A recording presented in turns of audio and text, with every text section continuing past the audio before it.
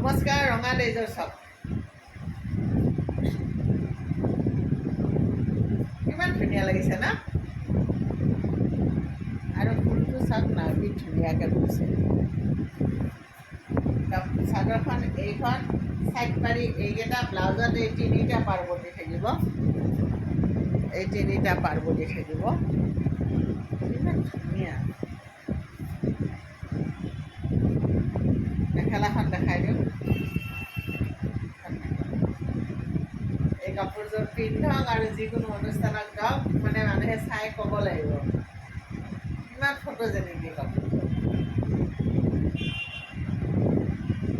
বিৰাট ধুনীয়া। 4500